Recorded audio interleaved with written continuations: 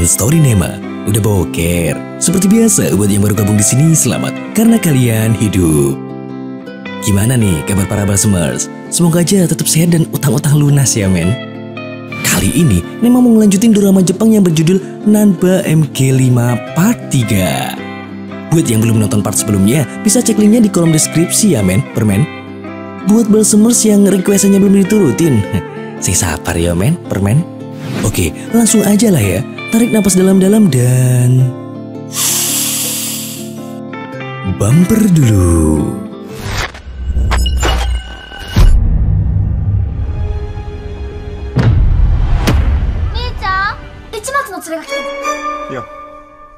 Ngelanjutin part sebelumnya.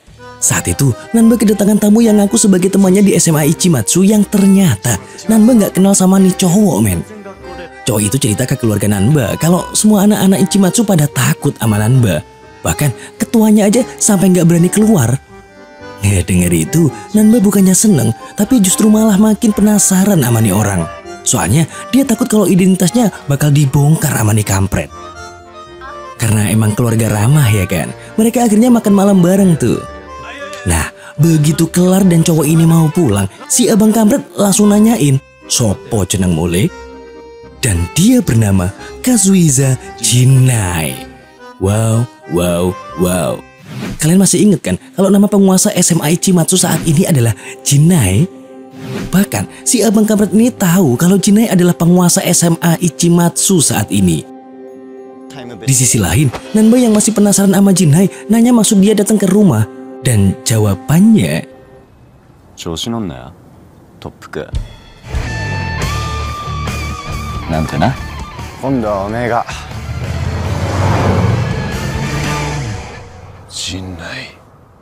hari pun berganti. Kali ini si Dede Gemes Ginko sama ibunya datang ke sekolah karena dapat panggilan dari Pak Guru. Gara-gara nilai Dek Ginko hancur banget kayak sifat Nema.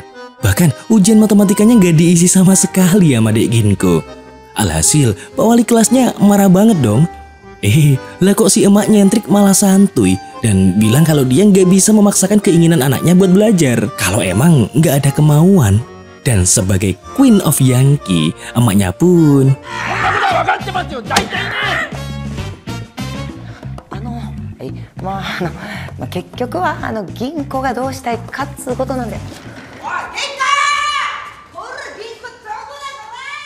sore harinya nih, Dek Ginko yang lagi asik jalan-jalan sama si anjing gak sengaja ketemu sama seorang cowok yang sebenarnya biasa-biasa aja. Tapi bikin Dek Ginko ini kesengsemen.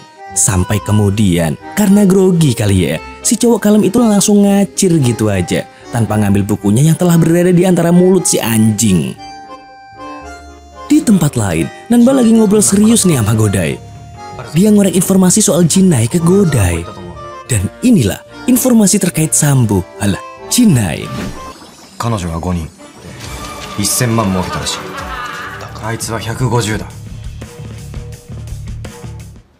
Wah, すげえんだけどさ、俺が聞きてえのは喧嘩の伝説なんだけどよ。 Nggak berhenti di situ men. Yang bikin Jinai makin terkenal adalah ketika pacar Jinai kena lemparan skateboard dari salah satu anggota dua geng yang mau tawuran men. Seketika, kedua kelompok itu pun dilibas sendirian. Lanjut malam harinya, kali ini Dek Ginko menemui cowok kemarin buat ngembaliin bukunya. Dan nama nih cowok kalem adalah Junichi men. Sebagai balas budi, Junichi akhirnya ngeraktir Dek Ginko dinner tipis-tipis lah ya. Nah, dari obrolan ngelantur mereka barusan, diketahuilah kalau Junichi ini adalah sosok anak yang memiliki nilai akademis tinggi, nggak kayak si Dedek Gemes Ginko. Atas dasar itulah, Junichi nawarin diri buat ngajarin matematika. Nggak lama, lah kok tiba-tiba muncul cecunguk kampret yang mengacau di toko itu men. Seketika, Junichi langsung nyeletuk kalau para berandalan emang jahat dan dia bener-bener nggak sudi kenal sama mereka. Tentu aja, Dek Ginko langsung salting tuh men. Ya gimana enggak, lawang satu keluarga isinya berandalan semua. Besoknya pas di sekolah, Nanba yang baru masuk ruang klub seni terkaget-kaget men. Gara-gara mereka kedatangan tamu yang tak terduga, yaitu Jinai. Yang jelas, selain Nanba, yang lain gak ada yang tahu kalau Jinai adalah pemimpin geng di SMA Ichimatsu. Mereka menyambut kehadiran Jinai dengan sangat baik. Tapi begitu Jinai muji-muji sketsa Dek Fujita,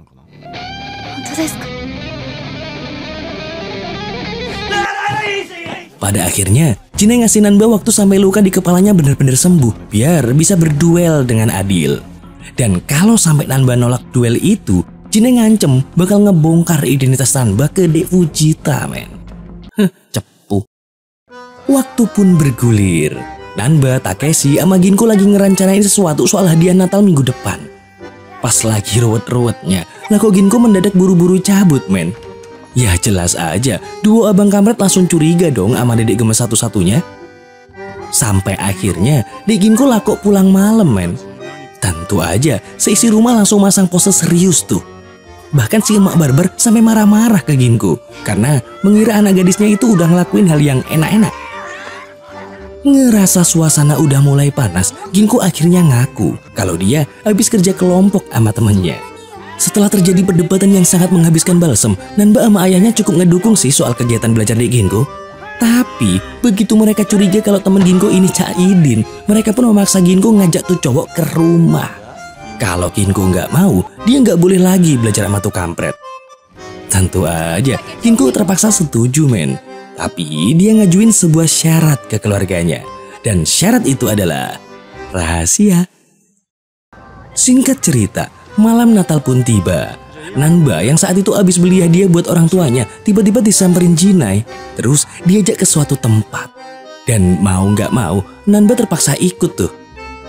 Sedangkan di sisi lain, Ginko serius ngajak Junichi ke rumah nih ceritanya. Tapi kayaknya ada yang salah sama penampilan sang keluarga barbar, men. Ayah barbar sama abang barbar ini mendadak culun gitu. Usut punya usut, ternyata inilah syarat yang diajuin Ginko sebelumnya, men. Semua demi si babang Junichi yang gak suka sama berandalan. Totalitas bener dah. Pas lagi asik-asik ngobrol, tiba-tiba suasana jadi semrawut gara-gara sang emak muncul dengan rambut blondenya, men. Ngeliat pandangan Junichi yang gimana gitu, Ginko mencoba ngeles dengan meyakinkan Junichi kalau ibunya emang dari Amerika Serikat. Apesnya, gara-gara ngedenger gaya ngomong sang emak barbar, para pria yang awalnya culun tiba-tiba langsung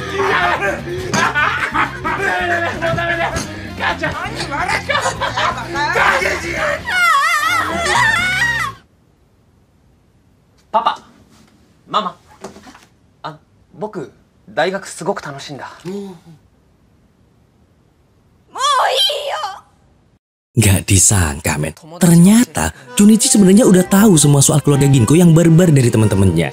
Tapi setelah mengetahui keluarga Ginko, dia mulai berpikiran terbuka kalau nggak semua Yankee itu jahat. Bahkan Junichi sampai muji-muji totalitas keluarga Ginko yang rela nyamar demi dirinya. Atas dasar itulah dia bertekad untuk tetap ngasih bimbingan ke Ginko karena dia yakin kalau Ginko sebenarnya nggak bodoh dan bisa dibilang jenius. Nggak dengar itu.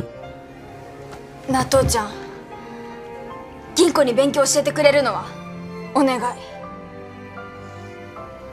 Onegai shimasu. いつかは銀行もこうやっていいよ。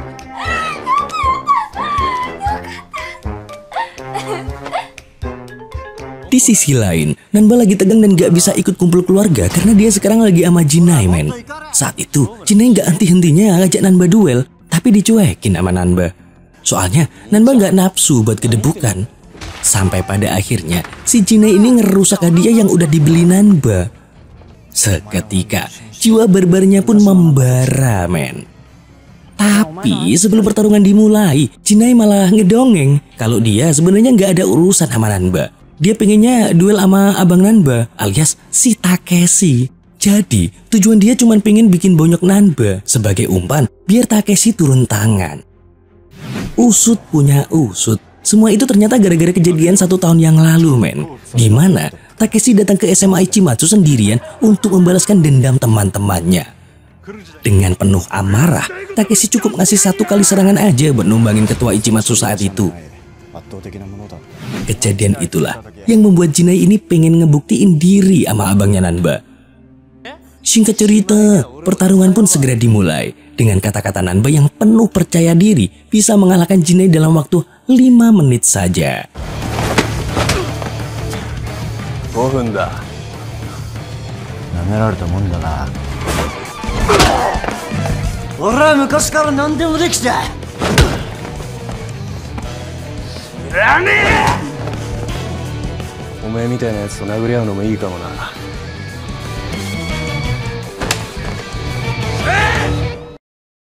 Alhamdulillah, Nanba akhirnya bisa menang walaupun dengan muka yang penuh dengan lukisan. Itu muka apa kanvas? Bonyok semua. Nah, pas nyampe rumah, member barbar lain ngelihat Nanba udah kayak mau ngemplok, men. Gimana enggak? Soalnya Nanba nggak muncul pas acara penyambutan Junichi tadi. Tapi begitu mereka tahu kalau Nanba habis duel, lah kok mereka bisa-bisanya langsung ceria lagi. Dalam kesempatan itu, trio anak-anak ngasih Nadia yang udah sedikit retak tadi ke orang tua mereka. Alhasil, mereka pun bergembira bersama. Keluarga Koplak. Besoknya, Jinai ngobrol tipis-tipis sama Takeshi soal Nanba, men. Yang intinya, gara-gara kalah duel sama Nanba kemarin, Jinai akhirnya mutusin keluar dari SMA Ichimatsu. Saat itu, Jinai juga hampir ngebocorin rahasia penyamaran Nanba, men. Hingga akhir tahun pun ditutup dengan trio ecek-ecek yang berhasil mengalahkan rekor makan Jinai di warung Buyati. Singkat cerita, selama setahun berperan menjadi remaja normal, diam-diam Nanba juga udah berhasil menaklukkan wilayah Kanto sesuai keinginan keluarganya. Dan saat ini, tahun ajaran baru sekolah udah dimulai, men. Kebetulan, ketua klub seni mereka harus keluar karena udah lulus. Atas dasar itulah, terjadilah pergantian ketua. Dan yang gak disangka-sangka, Nanba kepilih jadi wakil ketua klub seni itu, men. Di samping itu, ada beberapa anak baru kelas 1 yang ikut bergabung dalam klub seni. Salah satunya adalah si dedek gemes imut nan kawaii yang bernama Yayoi Makino. Pengen mites. Nah, kebetulan tahun ini Nanba sekelas lagi tuh sama Dek Fujita dan si Masaki. Dia seneng banget dong bisa sekelas lagi sama Dek Fujita.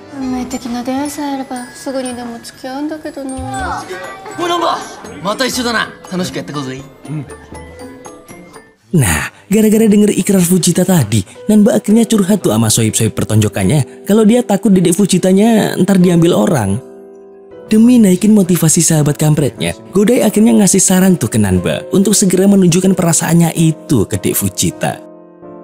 Dan demi mewujudkan impiannya untuk mendapatkan hati Fujita, malam harinya Nanba begitu serius bikin surat buat Dek Fujita, men.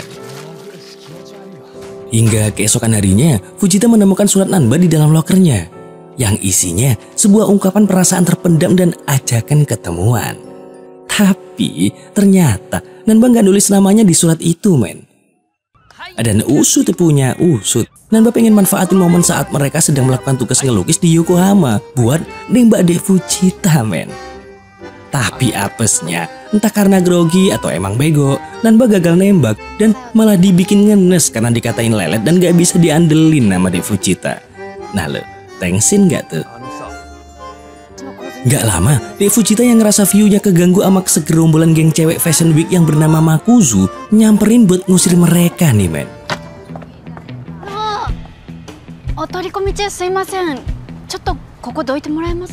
Percekcokan para cabe pun terjadi. Sampai tiba-tiba muncul para begundal cowok dari geng Cerberus yang notabene adalah geng terkuat di Kanagawa. Usut punya usut, kedatangan mereka sebenarnya buat nyariin sang ketua dari geng cabe-cabean itu.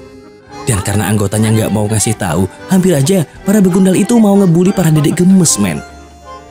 Sial bagi mereka. Di mana ada Dek Fujita, disitulah kampret Nanba membara.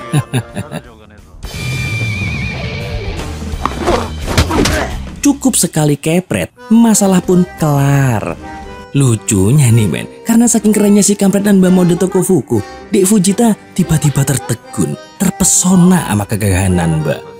Tentu aja, Fujita ngucapin makasih dong ke Nanba. Bahkan dengan gamblangnya, Fujita nanya, apa si Nanba ini naksir sama dia? Soalnya emang Nanba Tokofuku selalu bisa nyelamatin dia dimanapun berada dan di saat yang tepat. Dapat pertanyaan menohok dari pujaan hati, lah kok si kampret Nanba malah ngeluarin jurus langkah 1000, men. Gak disangka, ternyata para dedek gemes Makusu ngikutin Nanba sampai ke sebuah tempat kosong, men. mereka mau jadiin Nanba sebagai suaminya, alah, gurunya. Biar Nanba bisa ngelatih sekaligus nyelamatin mereka dari kejaran Cerberus. Belum sempat ngejawab, lah kok tiba-tiba Yokohama Max 2代目総長牧野弥生参上。 wadidaw, ternyata cewek barbar itu adalah si dedek gemes Yayoi, men. Karena kaget dan bingung ngeliat dek Yayoi, pada akhirnya Nanba milih cabut. Tapi para dek barbar sempat minta Nanba buat ketemuan lagi di suatu tempat untuk ngelatih mereka. Soalnya bulan depan mereka bakal ada agenda tawuran sama geng Cerberus. Hingga akhirnya dek Yayoi ngomelin para member gemesnya. Sedangkan Nanba malah celingak-celinguk kebingungan dengan apa yang terjadi barusan. Nah, sekembalinya Nanba, Fujita langsung cerita tuh kalau si cowok Tokufuku baru aja nolongin dia. Dia juga dengan pedenya bilang kalau si cowok Tokufuku itu naksir dia. Soalnya dia ngira kalau orang yang naruh surat di lokernya kemarin adalah si pria Tokufuku. Tentu aja otak Nanba langsung mumet tuh sama jalan pikiran Fujita. Karena faktanya ya emang dia yang nulis surat. Cuman Fujita kan taunya kalau cowok Tokufuku itu beda orang sama Nanba. Dan begitu Nanba nyeritain pengalamannya barusan ke para sahabat pertonjokannya, lah kok mereka malah ngecengin dia, men. Temen sableng. Singkat cerita, di hari berikutnya, Dek Yayoi nggak masuk tuh, men, di kelas melukis. Nah, Fujita yang ngerasa kalau Yayoi mungkin lagi ada masalah, meminta Nanba untuk mencari tahu tentang Yayoi. Dan karena itulah, Nanba akhirnya nyamperin kelompok Makusu sesuai permintaan mereka kemarin. Saat itu, Nanba ngasih wejangan ke mereka agar nggak ngelawan geng Cerberus karena kebanyakan dari mereka isinya cowok. Sampai tiba-tiba salah satu teman mereka datang dengan muka babak belur, men. Dimana dia habis diajar sama salah satu anggota Cerberus dan akhirnya Yayoi pun nyeritain semuanya ke Nanba. Yayoi nganggep kalau perseteruan ini terjadi karena dia. Jadi 1 tahun yang lalu, Yayoi ini ditinggal oleh orang tuanya karena habis bercerai. Otomatis dia nggak punya tempat tinggal dong.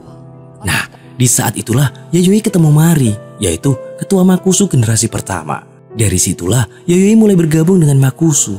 Sampai pada akhirnya ada momen di mana Yayoi pacaran sama si Koichi, sang pemimpin Cerberus yang saat itu masih belum dibentuk.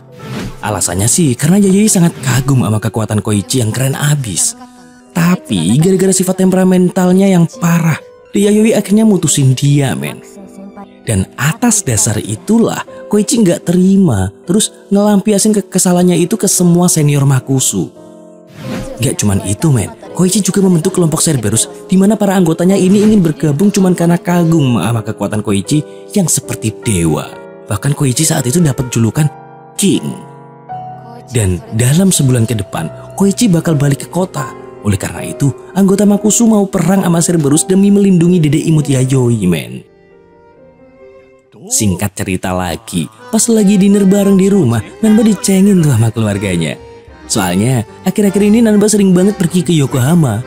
Dimana mereka ngira kalau Nanba lagi naksir cewek di sana dan kencan sama tuh cewek. Padahal, faktanya, Nanba lagi mantau kelompok para dedek gemes Makusu. Bahkan, Nanba dapat petua bijak tuh dari ayah dan abangnya soal isi hati wanita. Dimana makhluk yang disebut wanita ini sangatlah sulit untuk dimengerti. Makhluk ini jarang ngungkapin isi hatinya, tapi maunya dimengerti. Mentok-mentok kalau kita nanya, "Kamu kenapa, Beb?" Ntar paling-paling jawabannya, "Aku nggak apa-apa kok." Pret. Lah, kenapa Nema malah curhat? Dan karena si kampret Nanba ini khawatir, keesokan paginya dia lagi-lagi ngunjungin mereka ke Yokohama, men. Lah kok mereka malah kesenengan dan ngasihin sebuah tokufuku merah khas dari kelompok Makusu spesial buat sang master. Bahkan Mari juga datang dan berkenalan dengan Nanba karena dengar cerita dari para anggotanya. Tapi faktanya, Nanba kesana sebenarnya buat nyaranin mereka untuk membubarkan kelompok Makusu. Karena Koichi cuma ngincar Yayoi, sedangkan Yayoi sekarang tinggal di Chiba. Maka dari itu, Koichi nggak bakal ngejar dia lagi dan Makusu bakalan bisa tenang. Gak berhenti di situ, men. Si kampret Nanba ini juga sok-sokan ngasih nasihat-nasihat gitu. Dia bilang kalau gelut itu nggak ada gunanya, apalagi tawuran. Soalnya semua itu nggak bakal bisa ngerubah hidup seseorang. Siapa sangka, men. Omongan Nanba itu nggak sengaja kedengeran sama abang kampretnya yang nggak sengaja lewat buat ngejemput pacarnya. Alhasil Takeshi shock dong karena omongan Nanba itu nggak relate sama kebiasaan keluarga mereka yang isinya makhluk barbar semua. Ngedengar saran yang terlalu lembek dari Nanba, mereka nggak terima nih men. Soalnya mereka udah nganggep Makusu udah kayak keluarga mereka sendiri. Ngelihat para membernya, malah Mari yang nyesel men, karena nggak ngebubarin kelompok Makusu dari dulu. Namun pada akhirnya, habis rapat bareng di base camp mereka, para dedek gemes pun membulatkan tekad untuk menerima pembubaran Makusu. Tapi sialnya, para begundal Cerberus datang beserta ketua mereka, Koichi. Tentu aja, para dedek gemes mulai gak tenang nih men. Sampai gak lama, Yayoi yang lagi asik ngelukis tiba-tiba dapat telepon dari Koichi pakai HP anggota Makusu. Koichi bilang ke Yayoi kalau anggotanya sedang dia sekap. Dan kalau Yayoi mau nyelamatin mereka, maka Yayoi harus datang sendirian. Untungnya, Nanba ngedenger obrolan itu men. Tapi tiba-tiba... そこまでは詮索しちゃダメだって。盗み聞きなんて年頃の娘を持つ父親じゃないんだから。 Dan karena khawatir, Nanba mutusin pergi ke sana dengan minta bantuan Godai buat nganterin dia nyariin para dedek gemes yang lagi disekap.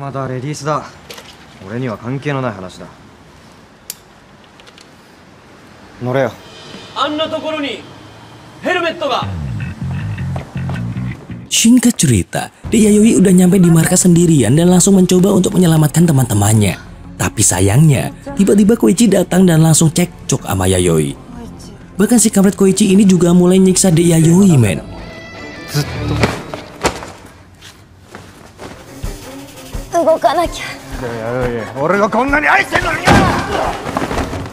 Ngelihat itu, para dedek gemes lain pengen bantuin men. Tapi ujung-ujungnya mereka lagi-lagi malah disiksa sama member Cerberus yang notabene isinya bajingan semua men. Di sisi lain, Nanba lagi usaha banget tuh nyari keberadaan Yayoi dan gengnya dari sudut ke sudut. Sampai akhirnya dia ketemu sama kelompok yang ngasih tahu keberadaan Cerberus. Tanpa mikir panjang, Nanba sama Godai langsung menuju ke TKP dengan memakai toko fuku merah kebesaran milik Makusu. Nanba sama Godai bener-bener muak tuh men sama tabiat geng Cerberus yang gak malu ngelawan para cewek. Alhasil...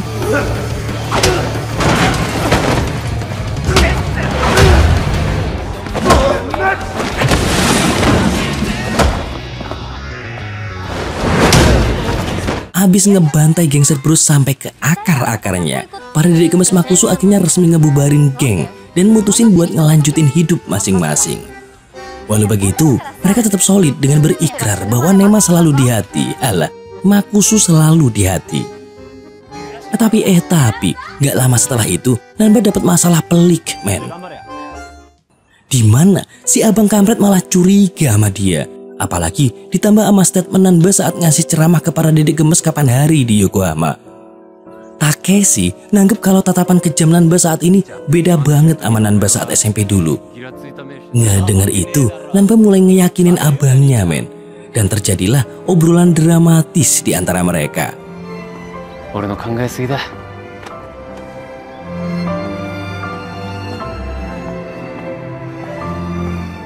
Ato 1年半 俺は嘘を突き通す Bersambung.